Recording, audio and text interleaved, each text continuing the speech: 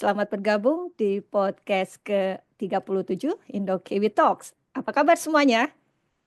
Kabar baik. Kabar baik. Di podcast kali ini kita kedatangan tamu spesial. Beliau adalah Pak Berto. Pak Berto ini adalah salah satu leader saya dulu di saat awal-awal karir di Indonesia. So, Pak Berto, welcome to the Indo Kiwi Talk podcast. Terima kasih buat waktunya. Oke, sebelum kita ngobrol lebih lanjut dengan Pak Berto, saya akan putarkan dulu klip mengenai beliau. Oke, one second. Robertus Arya Maulana Ilham, atau biasa disapa dengan Pak Berto, adalah salah satu praktisi sumber daya manusia atau SDM yang memiliki banyak pengalaman SDM di perusahaan-perusahaan internasional di Jakarta. Berkat pengalaman yang dimiliki, Pak Berto diundang untuk mengisi kuliah umum jurusan logistik bisnis di salah satu universitas di Bandung pada tahun 2021. Selain itu, Pak Berto juga banyak menerima penghargaan atas prestasi kerjanya.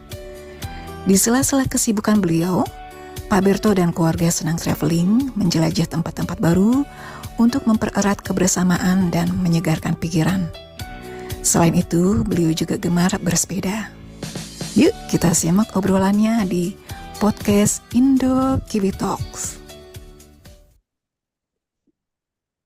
Oke, itu tadi klip mengenai Pak Berto. Pak Berto, kita kenal udah cukup lama ya Pak. Jangan ngomongin tahun, nanti ketahuan umur kita. Pokoknya cukup lama dan terima kasih Bapak Bapak tuh memberikan kesan buat saya. Karena Bapak sebagai leader pertama di awal karir saya, so your leadership really stay with me. So thank you so much Bapaknya. Saya mau nangis. I'm really serious Pak, deep down. Yeah. So thank you so much. First of all, selamat sore ya di tempat kalian Indo Kiwi Talks. So selamat selamat connect kembali Chris. Yes. Dan juga salam kenal buat Enda. Terima kasih sudah mau mengundang dan terpikiran untuk mengundang saya bahkan gitu ya. Which is, mungkin kalau tadi ada montage atau ada video yang dibuat oleh kalian itu kayaknya overrated kali ya kalau bahasa kitanya gitu. Karena sebenarnya saya sih sama seperti kalian berdua gitu kan, pekerja biasa. Cuman bedanya kalian kerjanya di New Zealand, saya kerjanya di Jakarta. That's it. Gitu. Sama-sama Pak, kita bisa bertukar pengalaman dan cerita ya. Siap. Ya, ini Pak. Ya, gimana Chris? Oke, ya dari awal saya dulu kerja di Indonesia, pertama itu di training department ya Pak, dan Bapak tuh manajer saya di sana. Dan dari setelah itu, kalau untuk saya pribadi, saya masih tetap di lingkungan training waktu saya di Indonesia. Namun sejak pindah ke New Zealand, saya betul-betul memulai dari different department. Nah, Bapak kalau saya lihat itu selalu konsisten di HR atau SDM gitu Pak. Nah, kalau boleh tahu kenapa Bapak konsisten di bidang gitu Pak? Apa yang menarik dari HR atau SDM itu buat Bapak? Kalau versi saya, pekerjaan yang memilih saya, Chris dan Endah ya. Karena sedikit berbeda dengan apa yang terjadi saat ini mungkin ya. Dulu tuh waktu saya pertama kali kerja tuh nggak tahu mau kerja apa. Jadi begitu lulus sekolah gitu kan. Dulu saya kebetulan sekolahnya di Bandung, kuliahnya gitu ya, SMA di Jakarta, terus kemudian bukan merantau lah, Bandung kan terlalu deket kali ya, Chris. Lulus sekolah di Bandung itu pun karena kebetulan dari sekian sekolah yang saya daftar keterimanya di Bandung gitu, ya udahlah sekolah di Bandung gitu kan. Jadi mengalir aja. Jadi begitu selesai lulus balik lagi ke Jakarta, mau ngapain nih gue gitu kan, ya udah. Zaman dulu masih koran, koran kertas. Yeah. Yang artinya sorry ada. It's okay. Buat sedikit. Ya, jadi dulu koran itu selalu ada lowongan di lembar belakang itu ada satu halaman yang isinya mengenai advertisement mengenai pekerjaan. Jadi kita tulis semua, masukin. rutin gitu, kurang lebih sebulanan lah ya. Jadi ada jeda waktu setelah lulus. Nah, kemudian keterimalah di salah satu perusahaan manufaktur, perusahaan Jepang kebetulan di Ancol. Ya udah masuk situ. Masuk itu pertama jadi manajemen trainee zaman dulu. Setelah muter, terus kemudian ditempatkannya di sumber daya manusia di HR karena waktu itu di sana perusahaan tersebut HR-nya tuh baru mulai, jadi baru bikin gitu kan. Jadi udah ada bosnya, udah ada atasannya gitu kan. Klub sih. Payung besar itu di administrasi mereka sebutnya ya. Terus kemudian sudah ada manajer HR-nya nyari yang ngisi gitulah. Nah, saya ditempatkan di situ. Ya udah start dari situ. Terus kemudian setelah 3 tahun dari perusahaan manufaktur Jepang itu saya pindah ke Repex Brana International, which is licensing dari FedEx. Di situ juga kebetulan masuk ke departemen training, gitu kan. Yang kerjaannya cuma ngajar kasarnya gitulah ya. Which is disitulah saya ketemu DJ Christine Apriani ini dah. Thank you.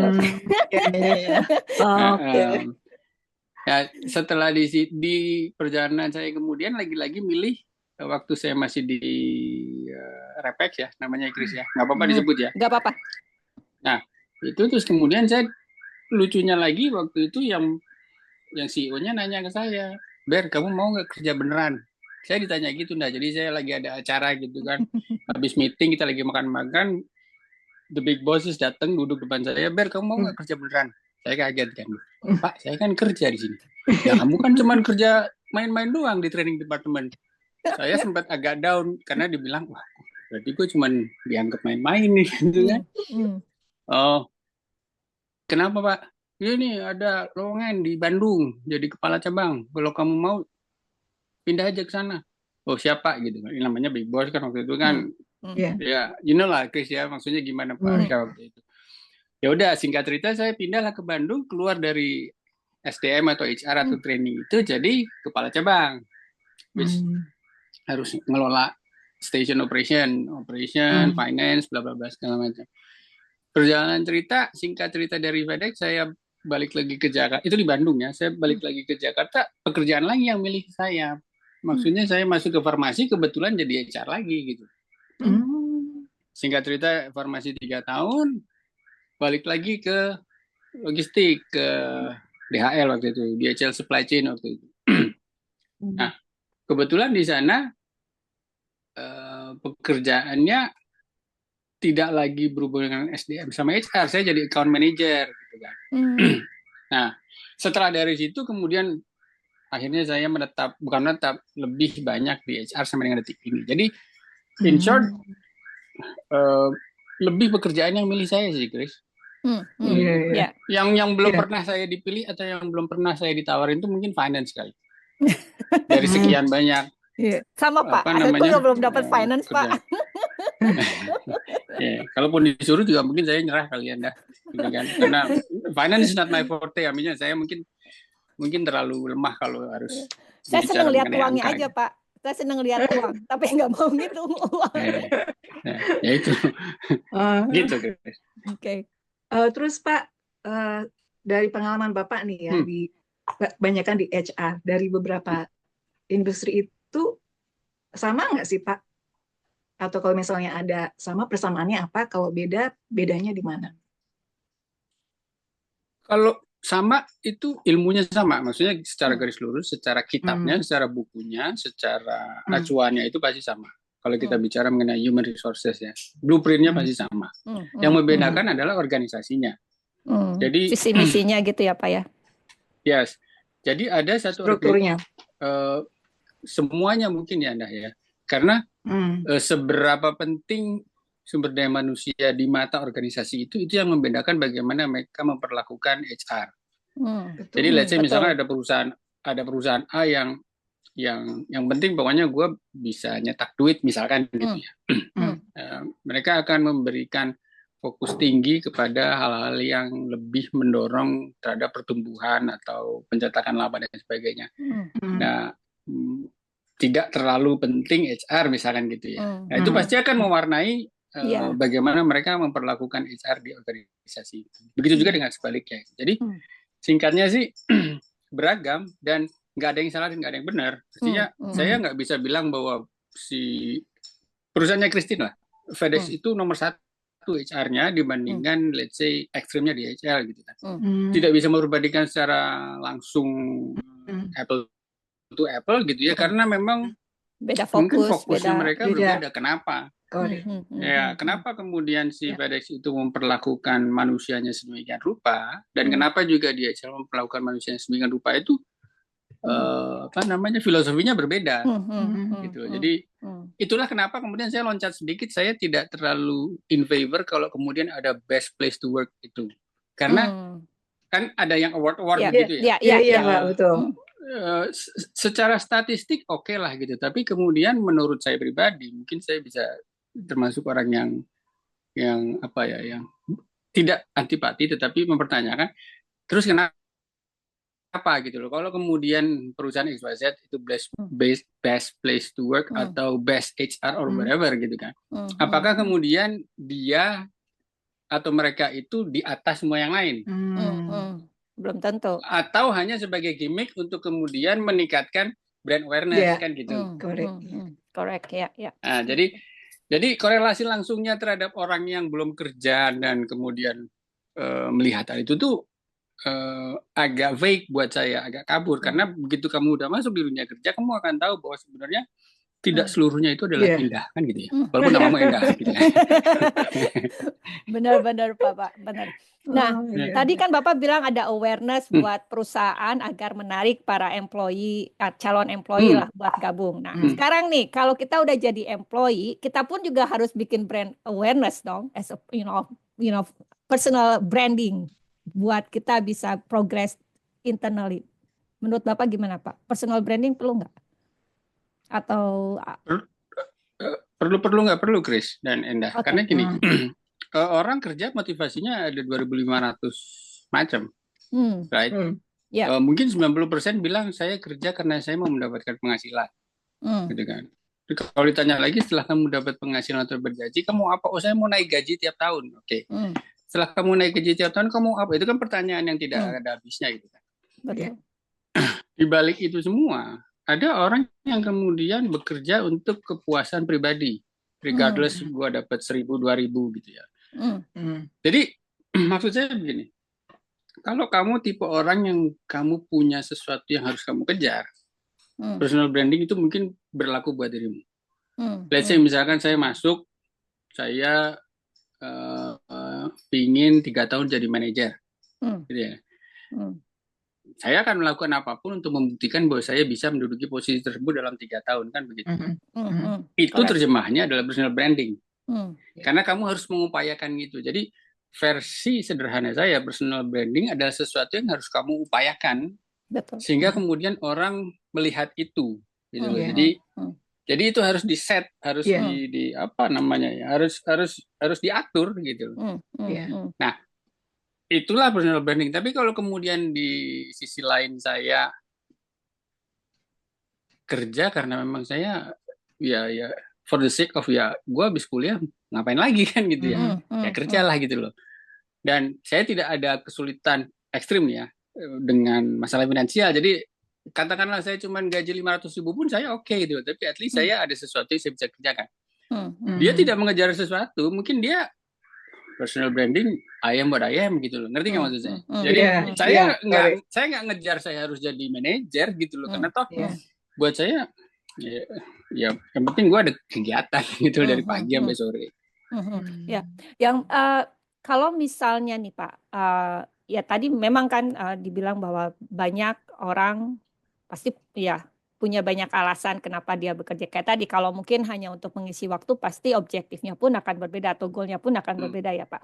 Nah, anggap saja sekarang kita tentu saja kita berbicara untuk mereka yang memang bekerja untuk self actualization sekaligus juga cari uang gitu. Nah, berarti yang dikatakan personal branding itu kan kayak misalnya nih orang akan lihat dari apa ya, segi atau attitude-nya mereka saat melakukan pekerjaan itu kan bisa jadi personal branding kan ya Pak? Enggak? Sangat bisa. Personal branding seperti yang tadi saya bilang itu kan sesuatu yang harus diupayakan. Right? sederhananya adalah saya mau jadi manajer dalam waktu 3 tahun. Kualitas yang dicari dari seorang pemimpin atau manajer adalah apa? 1, 2, 3, 4, 5 gitu kan. Sederhananya adalah gini, manajer adalah orang yang paling tidak hadir terlebih dahulu dibandingkan anak buahnya misalnya gitu. Artinya kan saya harus mengupayakan bahwa saya dilihat sebagai orang yang tepat waktu. On time. Right? Atau bahkan mungkin saya akan mengupayakan saya akan datang setengah jam sebelumnya gitu. Sehingga kemudian semua orang pada waktu dinilai, si X gimana nih? Oh Pak, ini mereka akan memberikan rekomendasi atau komentar yang baik karena sesuatu yang dilihat. Gitu. Nah itu kan harus dibangun, harus diupayakan. Itu salah satu yang sederhananya begitu. Ya, nah terus Pak, terkait kan Bapak nih sekarang pasti ada lah ya timnya dari berbagai generasi nih. Maksudnya ada, ya, you know what I mean Pak. Nah, menurut Bapak kan kalau misalnya zamannya saya nih, kita kayaknya tuh pasti akan berbeda lah dengan zaman anak-anak yang muda-muda sekarang. Nah, Bapak melihatnya bagaimana nih Pak, in term of how they bekerja gitu loh, ethical kerjanya ataupun yang akhirnya membuat personal branding. Kan kadang-kadang suka ada tuh di media-media, generasi Z itu begini, milenial begini, semacam itu. Kan itu kan tidak langsung personal branding ya, membranding mereka ya. Membranding. Nah, what do you think? Branding sama stereotyping ini sesuatu yang beda-beda tipis nih, Chris. Iya sih, benar. Ya, saya melihatnya sesuai dengan apa yang saya alami sendiri ya. Kalau kemudian, let's say misalkan kita harus membedakan atau harus memberi nama, mereka yang baru lulus sekarang, entah itu generasi apapun namanya, itu jauh lebih punya keinginan yang terstruktur dibandingkan dirimu zaman dulu, Grace. Wow, gitu kan? That's amazing. Karena gini, mereka sudah tahu apa yang akan mereka lakukan bahkan pada saat mereka menempuh pendidikan. Even ini contoh konkret aja ya. Anak saya yang sekarang SMA, dia udah tahu bahwa gue mau kuliah apa. Saya nggak kepikiran. Nggak kepikiran kita. Right? Atau bahkan gue mau jadi apa gitu ya di kemudian hari. Zaman dulu kan kita nulisnya di buku kenang-kenangan pengen jadi pilot atau dokter atau apa gitu ya. Gitu ya. Tapi mereka sangat spesifik. Nah, di tempat kerja kita kebetulan saya mengelola yang kita sebutnya graduate training program ya. Itu yang kita cari adalah memang orang-orang yang sudah tahu persis apa yang mereka mau dan mereka, saya bisa bilang punya ambisi yang cukup besar. Nah, ambisi ini yang membuat mereka menjadi lebih fokus, Chris. Yang akhirnya secara tidak sadar itu menjadi merek mereka sendiri karena ada individu yang konkretnya gini. Dia bisa nelan semuanya dan dia bisa melakukan itu karena dia sadar bahwa kalau saya telan, saya lakukan, itu manfaatnya besar buat saya. Ada anak yang seperti itu. Ada satu anak graduate trainee di tempat saya begitu. Jadi kita cemplungin di operation, nggak ada yang ngeluhnya, dia mau shift malam, dia kerjain, padahal cewek. Terus dibanding dengan ada yang kemudian orang yang cenderung analytical dalam konteks dia lebih step back, kemudian memberikan advice, ngerti nggak maksud saya? Dibandingkan mereka yang nggak mikir panjang langsung. Nah, tapi dua-duanya punya karakter kuat untuk kemudian gue tahu setelah ini gue akan apa. Nah, tetapi catch-nya untuk yang pengalaman saya, kalau itu tidak terjadi dalam kurun waktu dekat dan mereka sangat spesifik mengenai kurun waktu ya, mereka akan mencari target berikutnya. Let's say misalkan saya nggak bisa jadi manajer saya sebut nama ya, saya kerja di Linfox. Saya nggak bisa jadi manajer dalam kurun waktu 1 tahun di Linfox. Setelah saya lulus dari graduate training program, saya akan pindah. Gitu. Karena mereka self-worth-nya lebih besar dari kita saat ini. Dan kadang-kadang orang mengartikan self-worth itu jadi sombong, ngerti nggak maksudnya? Orang melihat anak-anak sekarang tuh mungkin stereotipnya itu adalah belagu amat aja anak sekarang gitu kan. Tapi tidak demikian karena mereka tahu persis gua mau ini, kalau ini gua nggak dapat, gua akan cari tempat lain. Jadi mereka nggak wasting time ya Pak ya, mereka nggak wasting time. Wow, that's interesting. Cuma kan kadang pengalaman datang dengan berlalunya waktu, bukan Pak? Pengalaman adalah guru yang terbaik, itu betul, sangat betul. Tetapi yang saya perhatikan dengan mereka membuat suatu keputusan yang jauh lebih taktis ya, bahasa saya ya, dibandingkan dengan zaman saya dulu itu kan. Mereka melihat itu sebagai sebuah perjalanan yang bisa memberikan pengayaan, pengayaan bahasa, membuat mereka menjadi lebih komplit gitu. Jadi in a way itu adalah satu pengalaman buat mereka gitu. Dan mereka tidak terlalu khawatir kalau misalkan saya di perusahaan yang lebih established kemudian saya cabut karena saya percaya saya nggak bisa dapat yang saya mau. Mereka masuk ke perusahaan yang less established, buat mereka nggak jadi masalah. Selama memang personal goals-nya itu kena gitu. Nah ini yang menurut pengamatan saya selama ini yang berbeda dengan zaman-zaman kita Christine dulu. Beda tipis kita, Pak. Ya, berarti kalau gitu makanya nggak heran ya, terakhir itu banyak sekali perusahaan-perusahaan startup karena mereka istilahnya ya tadi mereka berani ambil resiko untuk tidak atau untuk bekerja di perusahaan yang belum well established. Sedangkan mungkin zamannya saya kayaknya kita lebih memilih untuk bisa stay, mungkin untuk saya pribadi gitu ya, stay di perusahaan yang sudah established gitu ya Pak. Jadi Yang karena settle gitu ya. ya karena mungkin belum ada mindset bahwa kita bisa mulai merintis nih gitu. Sepertinya sih begitu kali ya Pak. Kalau tadi yang Bapak bilang mereka kerja di perusahaan yang udah established, tapi karena misalnya dalam kurun waktu 1 tahun belum bisa menjadi manajer, mereka siap cari di tempat yang lain walaupun mungkin tempat yang barunya itu bukan perusahaan yang established gitu kan, atau masih merintis gitu ya. Menarik ternyata ya generasi. Ya karena kita kan benar tadi yang Bapak bilang branding sama stereotype itu benar-benar tipis ya Pak, yang nggak bisa, susah untuk membedakannya gitu loh. Karena yang kita tahu tadi yang Bapak bilang, anak yang sekarang maunya pindah-pindah, tapi ya kalau tadi Bapak jelaskan masuk akal karena mereka punya goal, mereka punya deadline buat diri mereka dan mereka tahu apa yang mereka mau. Makanya kalau nggak dapat ya udah ngapain gua wasting time di sini gitu ya. Wow, menarik. Tapi itu bisa jadi bumerang nggak Pak buat mereka? Good question. Di beberapa, nah ini jawaban sederhana bisa, tetapi biasanya itu akan terjadi pada mereka yang bukan tidak punya sih. Tidak well jadi prepared. saya lebih menitik beratkan kepada si individunya ya. Saya nggak stereotyping Gen Z atau Gen X atau whatever it is. Tapi individu ini adalah yang sudah well equipped dalam dirinya untuk kemudian tahu apa yang mau dia lakukan.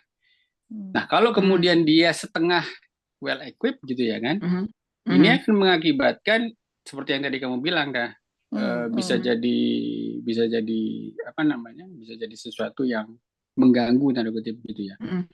Tetapi di sisi lain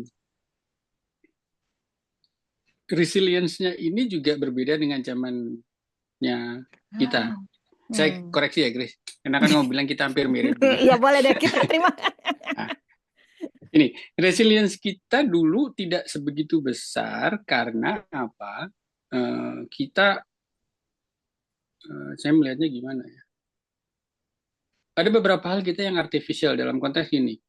Kalau saya pribadi adalah yang saya khawatirkan adalah kalau kemudian zaman dulu terutama di awal-awal terkena PHK karena kemudian gue mau ngapain selain ini kan gitu. Karena pikirannya adalah saya harus bekerja dengan orang, menjadi seorang profesional gitu ya. Yang sekarang gue nggak kerja sama orang juga nggak apa-apa gitu loh. Karena kalau kemudian saya masuk organisasi terus saya lihat ini saya nggak ada kesamaan dengan organisasi ini, yang saya mau nggak ada di sini, mereka pindah, cabut, gitu loh, nggak berpikiran apapun. Jadi resilience dalam konteks bahwa bagaimana saya menghadapi apa yang ada di depan mata saya buat mereka, buat saya mengamatinya mereka yang sekarang itu jauh lebih tangguh, gitu loh. Kita kebanyakan pertimbangan zaman dulu, gitu. Iya, betul Kak. Kalau mereka ya udah yang namanya risiko sama gitu loh. Jadi ya udah jalanin aja dulu, risiko nanti pasti bisa maksudnya bisa dijalani selama memang kita bisa memperhitungkannya dengan baik. Kalau yang dulu kan wah nanti gini, wah nanti wah gimana ya gitu. Itu bedanya. Mungkin karena memang juga generasi kita tidak banyak tidak terekspos dengan alternatif lain ya Pak. Kan kalau kayak sekarang karena internet segala macam mereka bisa lihat oh di negara ini ada apa, di tempat lain ada apa. Jadi mereka tahu kalau di sana bisa survive kenapa kita enggak. Jadi kita punya banyak insight kali ya yang akhirnya membuat mereka bisa lebih resilient daripada zaman kita kali ya Pak. Menarik. Gitu.